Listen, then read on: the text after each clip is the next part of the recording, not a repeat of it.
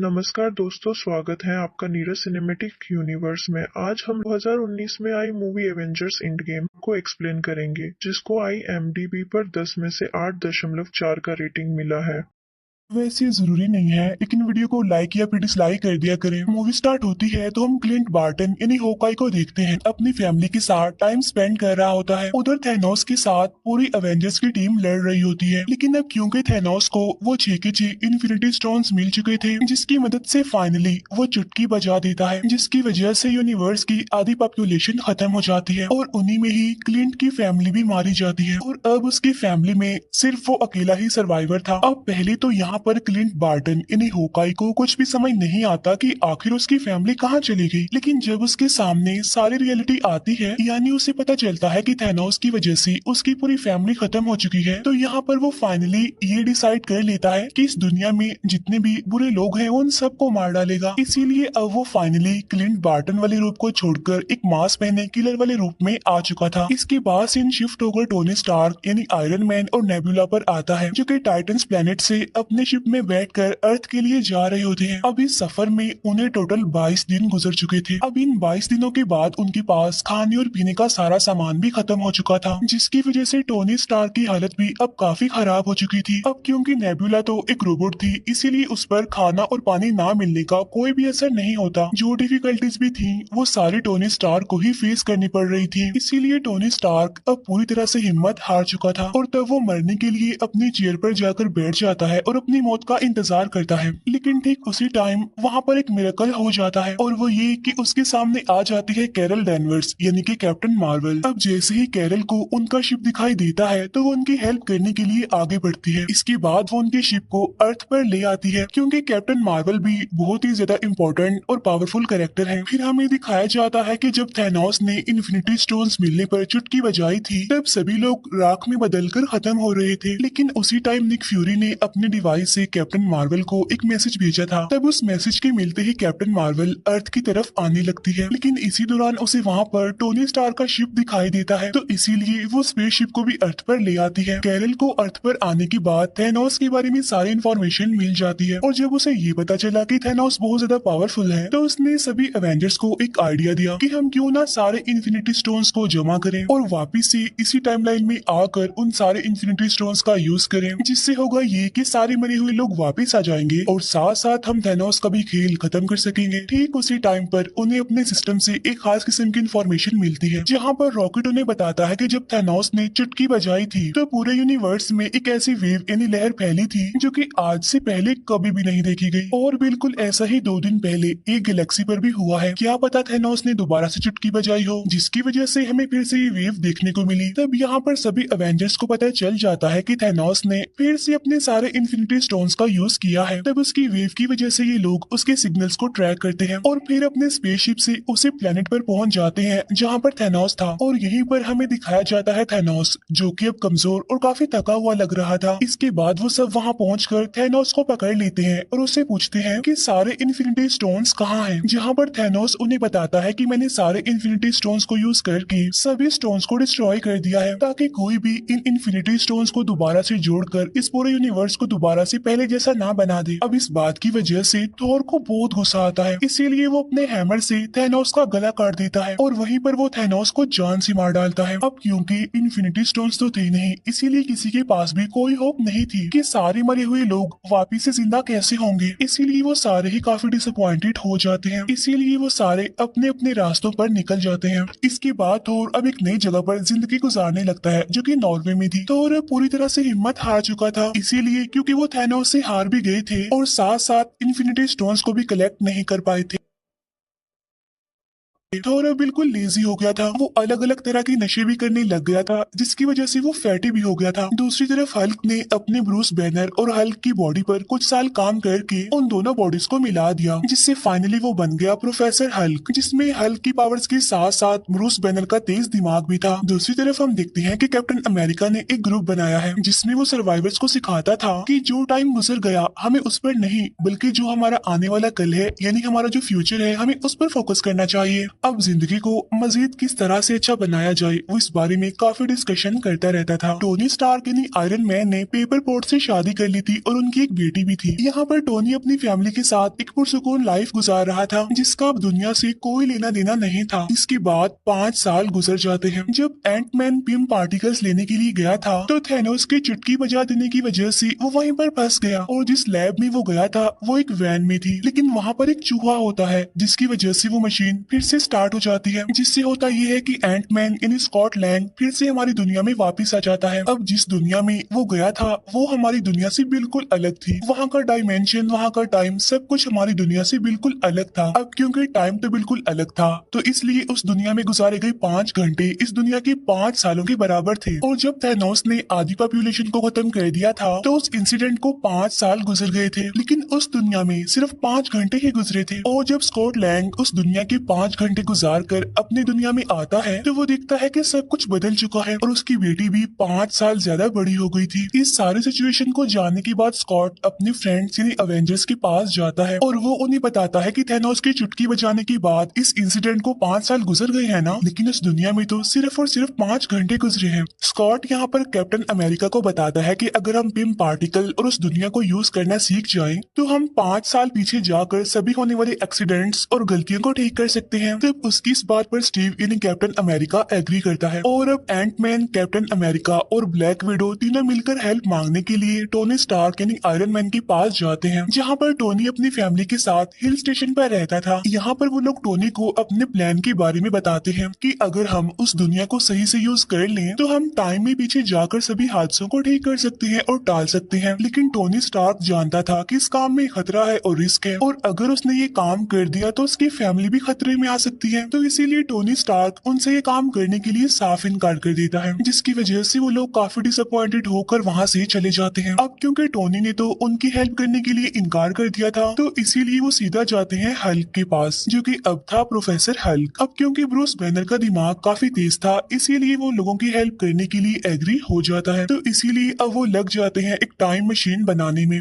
जहाँ पर एक्सपेरिमेंट्स करने के बाद उन्हें पता चलता है कि हल्क ने जो टाइम मशीन बनाई है वो ठीक तरीके से काम नहीं कर रही है। वो हमें उस टाइम पर नहीं ले जा रही जिस टाइम पर हमने जाना है। फिर हमें टोनी स्टार्क दिखाया जाता है जो कि अपने घर में जार्विस के साथ टाइम मशीन पर काम कर रहा था, लेकिन तभी उसके कोड्स एकदम से एक्यूरेट हो जाते हैं जिससे फाइनली एक टाइम मशीन बन जाती है। और इसी वजह से टोनी स्टार्क को अपने डिसीजंस चेंज करने पड़ते हैं। पहले जहाँ पर वो ये सोच रहा था कि वो अपनी फैमिली को खतरे में नहीं डाल सकता, अपनी फैमिली को बचाएगा, तो वहाँ पर उसकी वाइफ पेपर पोर्ट्स आकर उसे समझाती है कि तुम हमारे लिए पूरी दुनिया को खतरे में नहीं डाल सकते, इसीलिए तुम हमारी फिक्र मत करो बल्कि पूरी दुनिया को बचाने की कोशिश करो और यही हमारे लिए खुशकिस्मती की बात होगी और एक गिफ्ट होगा। और तब टोनी अपनी वाइफ की बात मान लेता है और टाइम मशीन पर काम करना शुरू कर देता है और इसके बाद वो सीधा पहुंच जाता है स्टीव यानी कैप्टन अमेरिका के पास, जहाँ पर वो उसके लिए उसी की वाइब्रेनियम से बनी शील्ड लेकर आता है। इसके बाद नताशा टोक्यो जाती है क्लिंट बार्टन को वापस लाने के लिए। वो उसे समझाने की कोशिश करती है कि एक नकाबपोश किलर बनकर लोगों को मारना तुम्हें सेटिस्फेक्शन नहीं दे सकता। तुम्हें सेटिस्फेक्शन तभी मिल सकती है जब तुम्हारी अपनी फैमिली तुम्हारी आंखों के सामने होगी और हम इसमें तुम्हारी हेल्प कर सकते हैं।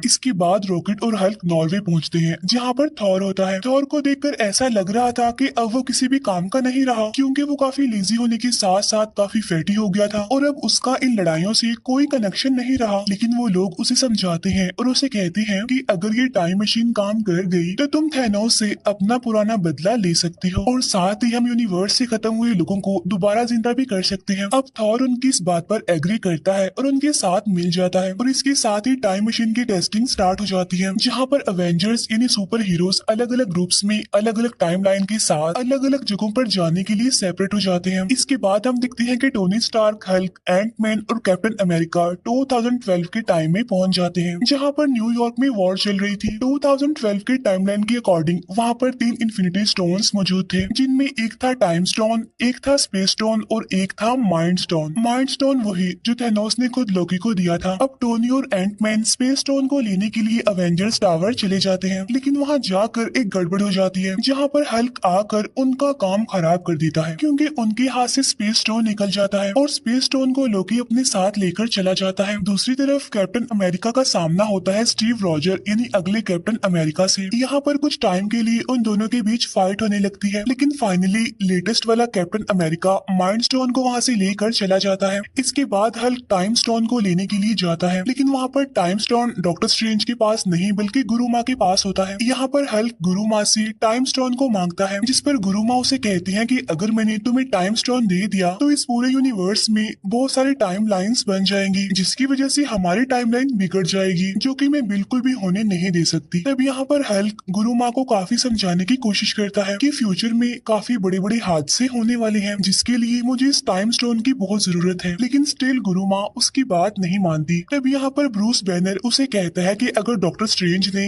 टाइम स्टोन थैनोस को दिया है तो उसके पीछे उसका कोई मास्टर प्लान जरूर छुपा होगा। अब गुरु माँ इस बात पर एग्री करती है और अब वो फाइनली टाइम स्टोन हल्क को दे देती है। अब यहाँ पर कैप्टन अमेरिका और हल्क ने माइंड स्टोन और टाइम स्टोन तो हासिल कर लिए थे, लेकिन टोनी स्टार्क और एंट मैन को अभी तक स्पेस स्टोन नहीं मिला था, जिसकी वजह से अब टोनी स्टार्क और कैप्टन अमेरिका ये डिसाइड करते हैं कि वो टाइम में और पीछे जाएंगे और वहाँ जाकर वो स्पेस स्टोन को हासिल करने की कोशिश करेंगे। और इसके बाद वो दोनों पहुंच जाते हैं सीधा 1970 के टाइमलाइन में, जहाँ पर हम टोनी स्टार्क के फादर को देखते हैं। यहाँ पर टोनी अपने फादर से मिलकर काफी खुश होता है, साथ साथ वो वहाँ से स्पेस स्टोन हासिल करने में भी कामयाब हो जाता है। लेकिन अब क्योंकि कैप्टन अमेरिका भी वहाँ पर मौजूद होता है तो इसीलिए वहाँ पर उसे पिम पार्टिकल्स भी नजर आ जाते हैं, तो इसीलिए वो पिम पार्टिकल्स को भी लेकर अपने रियल वाले टाइमलाइन में आ जाते हैं वापस। इसके बाद थॉर और रॉकेट पहुंच जाते हैं 2013 के टाइमलाइन में, जहाँ पर उन्होंने रियलिटी स्टोन लेना था जो कि जेन फॉस्टर की बॉडी में था, तो इसीलिए वो दोनों जेन फॉस्टर के लोकेशन पर चले जाते हैं। वहाँ पर जाकर थॉर अपनी मदर से मिलता है। यहाँ पर वो अपनी मदर को सारी बात समझाने की कोशिश करता है। अब क्योंकि थॉर की मदर एक जादूगरनी थी, इसीलिए वो फ्यूचर देखकर थॉर की सारी डिफिकल्टीज समझ चुकी थी और इसीलिए वो थॉर को समझाने की कोशिश करती है कि तुम्हें परेशान होने की कोई जरूरत नहीं है, क्योंकि जो कुछ भी होगा अच्छा होगा। और ठीक उसी टाइम पर थॉर अपना हाथ आगे करता है, जहाँ पर उसका हैमर भी अब उसके पास आ चुका था। वही रॉकेट भी जेन फॉस्टर की बॉडी से रियलिटी स्टोन हासिल करने में कामयाब हो गया था, इसीलिए वो दोनों वापिस से अपनी टाइमलाइन में आ जाते हैं। इसके बाद हमें दिखाए जाते हैं क्लिंट बार्टन यानी होकाई और ब्लैक विडो, जो कि 2014 के टाइमलाइन में आते हैं और यहाँ पर वो सोल स्टोन हासिल करने के लिए आए थे, जहाँ पर वो मिलते हैं रेड स्कल से। यहाँ पर रेड स्कल सोल स्टोन के लिए उन्हें बताता है कि ये स्टोन हमेशा सोल के बदले सोल मांगता है और अगर तुम सोल स्टोन को पाना चाहते हो तो तुम्हें एक सोल को सेक्रीफाइस करना पड़ेगा। अब यहाँ पर वो दोनों समझ जाते हैं कि अगर उन दोनों में से कोई एक खुद को सेक्रीफाइस नहीं करेगा तो वो सोल स्टोन हासिल नहीं कर सकेंगे। अब यहाँ पर वो दोनों एक दूसरे को बचाने के लिए अपनी ही जान सेक्रीफाइस करने के लिए भी तैयार थे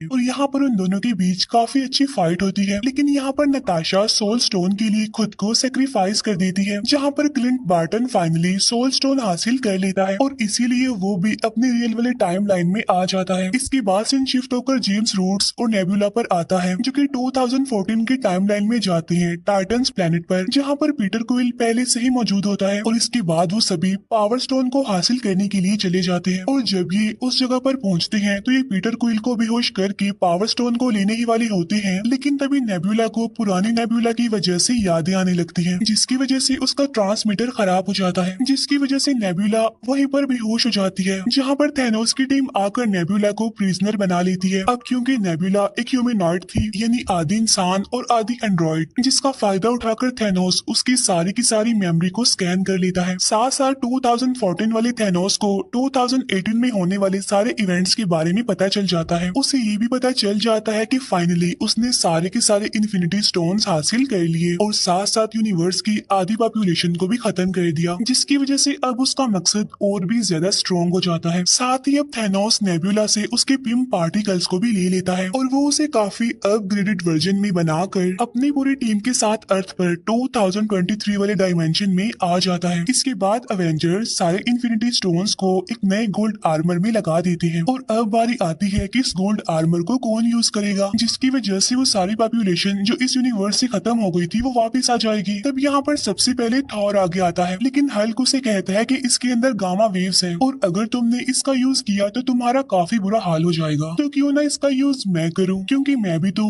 गामा वेव से ही बना हूँ। इसके बाद हल्क उस गोल्ड आर्मर को पहनता है और चुटकी बजा देता है, लेकिन यहाँ पर हल्क की हालत काफी खराब हो जाती है। अब हालांकि थैनोस ने भी सारे इन्फिनिटी स्टोन्स को हासिल करने के बाद ही गोल्ड आर्मर को यूज किया था, लेकिन उसे तो कुछ भी नहीं हुआ था। लेकिन यहाँ पर हल्क के साथ ऐसा इसलिए हुआ था क्योंकि थैनोस हल्क की निस्बत काफी ज्यादा पावरफुल था और यही वजह होती है कि हल्क की यहाँ पर काफी बुरी हालत हो जाती है। लेकिन वो सारी पॉपुलेशन जो यूनिवर्स से खत्म हो चुकी थी अब वो वापिस आने लगी थी। तब इस बात की वजह से वो सारे अवेंजर्स काफी खुश होते हैं, लेकिन उनकी ये खुशी ज्यादा टाइम तक टिक नहीं पाती, क्योंकि तब थैनोस भी अपने शिप और अपनी पूरी टीम के साथ रियल टाइम यानी 2023 में पहुंचकर उन लोगों की लोकेशन को बॉम्ब से उड़ा देता है, जिसकी वजह से वहाँ पर काफी बड़ा ब्लास्ट हो जाता है और वहाँ पर सब कुछ डिस्ट्रॉय हो जाता है। साथ साथ थैनोस भी काफी गुस्से में था और इस बार वो चाहता था कि वो सारे इन्फिनिटी स्टोन्स को हासिल करके आधी पॉपुलेशन नहीं बल्कि इस पूरे यूनिवर्स की सारी पॉपुलेशन को ही खत्म कर दे और उसके बाद वो एक नया यूनिवर्स बनाए जहाँ पर सब लोग थैनोस को अपना गॉड समझे, उसे माने और उसे सबसे ज्यादा इम्पोर्टेंस दे। और यहाँ पर इस मूवी की सबसे जबरदस्त फाइट शुरू हो जाती है। अब यहाँ पर बहुत अच्छे अच्छे सीन्स हमें देखने को मिलते हैं, क्योंकि थैनोस की टीम और अवेंजर्स यानी हमारे सुपर हीरो एक दूसरे के आमने सामने आकर मुकाबला करते हैं। यहाँ पर बार्टन उस गोल्ड आर्मर को लेकर भागता है। इसके बाद हमें दिखाया जाता है कि कैप्टन अमेरिका हैमर ले लेता है और इसके बाद वो थैनोस से लड़ाई करने लगता है। अब यहाँ पर हम कैप्टन अमेरिका और थैनोस के बीच एक काफी जबरदस्त फाइट देखते हैं, लेकिन थैनोस के आगे टिकना कोई आसान बात नहीं है, क्योंकि थैनोस उन सबसे ज्यादा पावरफुल था। अब यहाँ पर थैनोस की टीम अवेंजर्स पर भारी पड़ रही थी, इसीलिए सभी हीरोज हार मानने के करीब थे। लेकिन उसी टाइम पर 5 साल पहले लड़ाई करने वाले सारे अवेंजर्स और सुपर हीरोज उनकी हेल्प करने के लिए आ जाते हैं, जहाँ पर पहले तो आगे आती है ब्लैक पैंथर की टीम।